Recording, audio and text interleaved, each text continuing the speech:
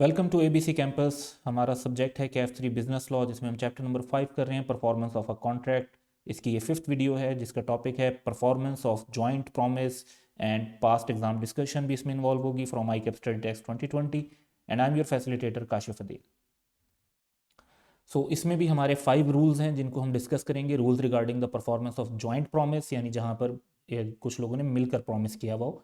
तो सबसे पहला जो रूल और बहुत इंपॉर्टेंट रूल है जो कई जगह पर भी यूज़ होगा आगे, इवन जब आप पार्टनरशिप एक्ट पढ़ रहे होंगे तब भी, that is joint and several liability of joint promisers. So when two or more persons make a joint promise, the promisee may, in the absence of express agreement to contrary, compel anyone or more of such joint promisers to perform the whole of the promise.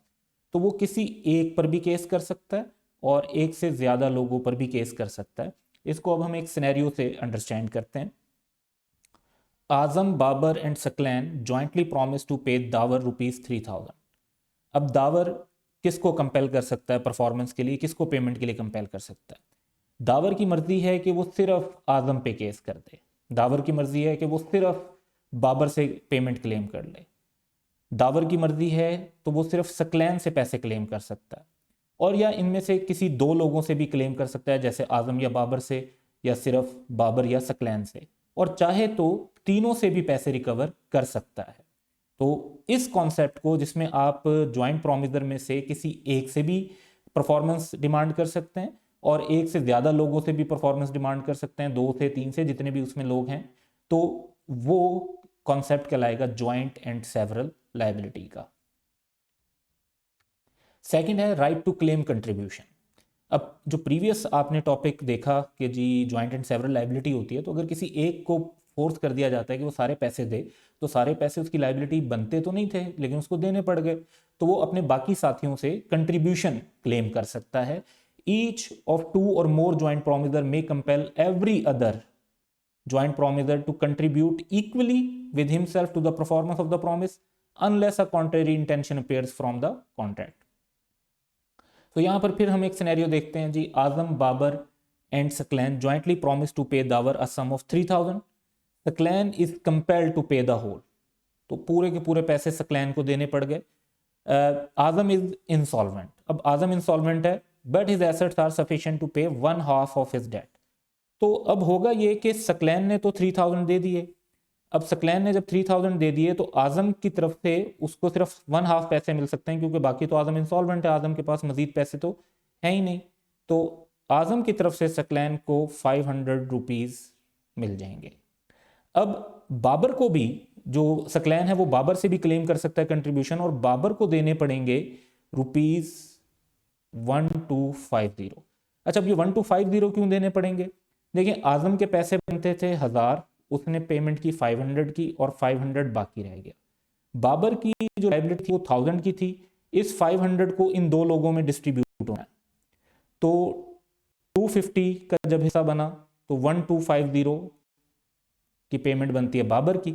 Saqlain का भी अगर आप net हिसाब लगाएं तो 3000 rupees उसने पे किए कर दिए दावर को, जिसमें से उसे आजम से मिल गए 500 रुपीज और उसे बाबर से मिल गए 1250। तो अगर आप नेट देखेंगे तो सकलैन को भी 1250 की ही नेट पेमेंट करनी पड़ी, जिसमें से 1000 की उसकी अपनी लायबिलिटी थी और 250 का लॉस जो उसे आजम की वजह से बेयर करना पड़ा, तो टोटल वो भी 1250 बनता है।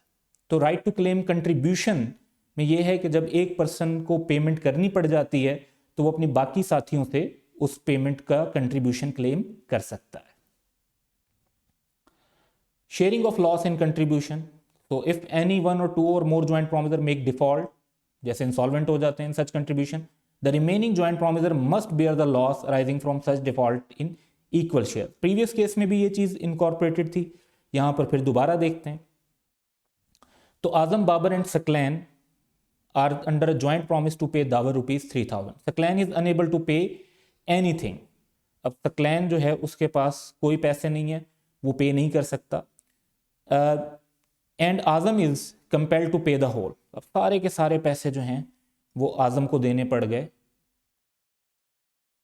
अब सकलैन के पैसे ना देने की वजह से 1000 का लॉस हुआ, जो कि इक्वली अगर शेयर करें तो 500 का लॉस आजम बेयर करेगा और 500 का बाबर बेयर करेगा। सो बाबर मस्ट पे आजम 1500। वाई 1500? 1000 इसका अपना और 500 का लॉस, और इस तरह आजम ने 3000 दिए होंगे और उसे 1500 जब मिल जाएंगे फ्रॉम बाबर तो उसका नेट अमाउंट उसने पे की होगी वो 1500 रह जाएगी। सो सकलैन के डिफॉल्ट की वजह से आजम और बाबर को 1500 ईच पे करना पड़ा। अगर सकलैन का डिफॉल्ट ना होता तो तीनों पार्टीज 1000 ईच पे कर रही होती। Release of one joint promiser, release का मतलब है यहां पर माफ कर देना या उसे ये कहना है कि जी उस पर केस नहीं किया जाएगा, तो इसे रिलीज कहते हैं लीगल टर्म्स में।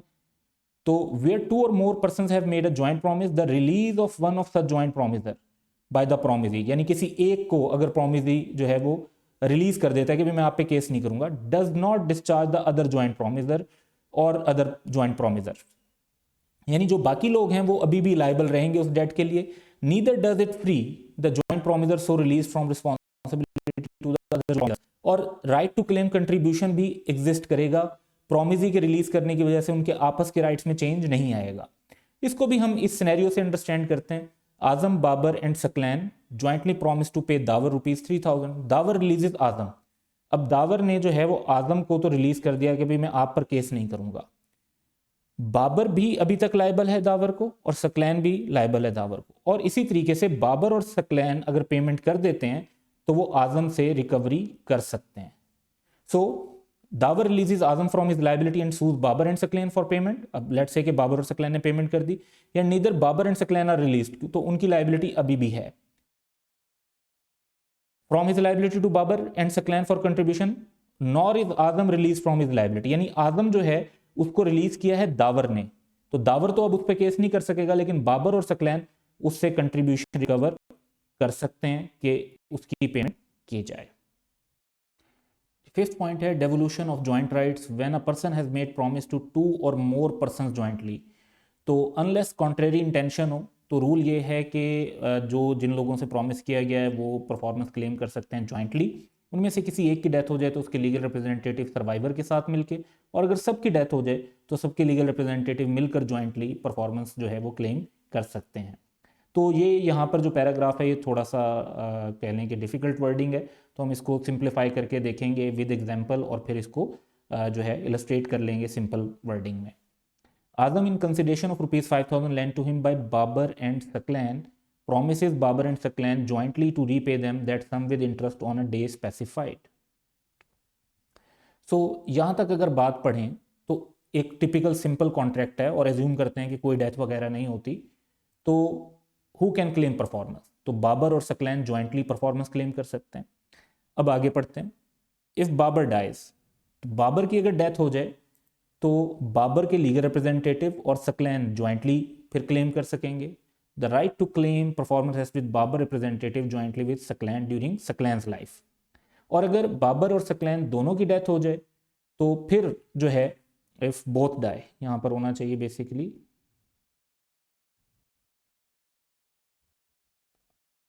तो legal representative of Babar and Saqlain, दोनों के लीगल रिप्रेजेंटेटिव फिर ज्वाइंटली उसको क्लेम कर सकते हैं। सो ये टोटल हमारे 5 पॉइंट्स हो गए। अब हम देखेंगे एग्जाम्पल्स को और पास्ट एग्जाम्स को। तो ज्वाइंट प्रोमिसर एंड प्रोमिसी पर एक और केस है, ये भी बिल्कुल प्रीवियस एग्जाम्पल जैसा है कि बिन यामीन borrowed ₹1 million from Hatim and Tahir jointly and promised to repay the amount on March 1, 2011. With reference to Contract Act 1872 state who can claim the performance in the following situation. Both Hatim and Tahir are alive on due date.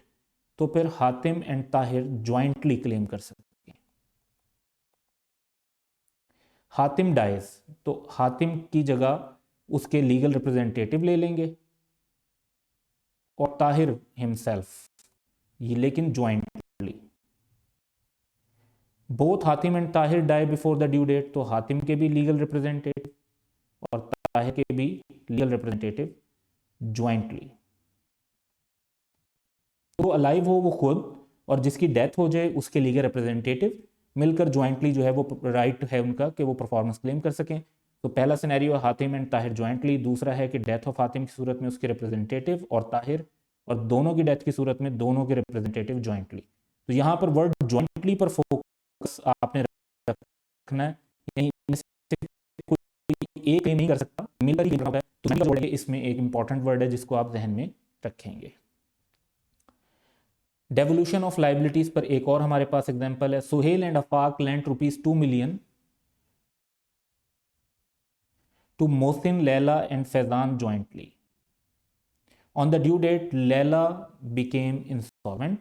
Without informing Suhail, Afaq wants Mohsin to repay the full amount to him. तो आफाक चाहता है सुहेल की को inform के बगैर कि Mohsin full amount उसको पे कर दे। तो पूछा यह गया कि whether Mohsin can be compelled to pay the full amount of Afaq. No, क्योंकि एक पर्सन परफॉर्मेंस डिमांड नहीं कर सकता जब ज्वाइंट प्रॉमिस हो। दोनों को ज्वाइंटली उसको क्लेम करना होगा, राइट होगा उनका कि परफॉर्मेंस क्लेम कर सकें। Afaq alone can not compel Mohsin to make payment unless contrary intention is there. The right to claim performance has with all the promise jointly and a single promise he can not demand performance. तो ये तो first one का answer हो गया। What rights are available to Mohsin if he repays the full amount? अगर वो दोनों को फुल अमाउंट रीपे कर देता है तो मोहसिन का फिर राइट है to claim contribution. May compel every other joint promisor to contribute equally with himself to the performance of the promise unless the contrary intention is there. अब यहाँ पर अगर आप देखें तो लैला की इंसॉल्वेंसी हो गई है, तो मोहसिन फैजान से 50% शेयर जो है वो डिमांड कर सकता है। Faizan must share the loss rising from default of Laila equally with Mohsin.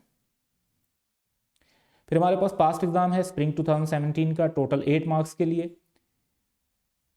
Faheem, Saleem and Jamil jointly borrowed 50 million for a business project from a common friend Kamal. They jointly promised to repay the borrowed amount. Under the provision of Contract Act, comment on the following. In the absence of express agreement, what would be the right and liabilities of joint promisor? Also explain their rights and liabilities if Kamal releases Jamil from the joint liability.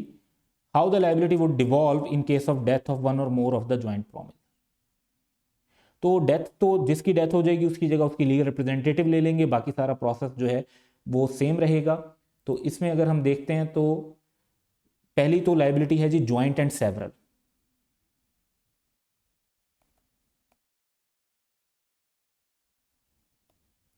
In the absence of express agreement, Fahim, Salim and Jamil are jointly liable to fulfill the promise. However, Kamal may compel anyone, यानी किसी एक पर भी case कर सकता है और एक से ज़्यादा 2 लोगों पर या पूरे 3 लोगों पर केस कर सकता है। अच्छा, फिर ये होगा कि जिस पर वो केस कर देता है तो फिर हम राइट टू क्लेम कंट्रीब्यूशन की बात करेंगे कि अगर किसी एक या 2 लोगों को पे करना पड़ता है तो वो दूसरे और तीसरे शख्स से इक्वल शेयर डिमांड कर सकते हैं। अगर कमाल जमील को रिलीज कर देता है तो फ़हीम और सलीम स्टिल लाइबल होंगे, और फ़हीम और सलीम जो है वो जमील से अभी भी राइट टू क्लेम कंट्रीब्यूशन ले सकते हैं। तो ये तीसरा पॉइंट आ जाएगा रिलीज वाला। उसके बाद है डेवोल्यूशन ऑफ जॉइंट लाइबिलिटीज। अब अगर जो है वो डेथ हो जाती है तो फिर रिप्रेजेंटेटिव इन्वॉल्व हो जाएंगे, तो डेवोल्यूशन का पॉइंट। तो जो आज के हमारे टॉपिक में 5 पॉइंट्स हैं उनमें से 4 पॉइंट्स तो सिर्फ इस एक क्वेश्चन में पूछे गए हैं। In case of death of one और more of joint promiser the liability would devolve as follows. Representative of deceased promiser jointly with the surviving promisers, और representative of all of them jointly अगर सबकी death हो चुकी हो तो। That's all for today, have a good day.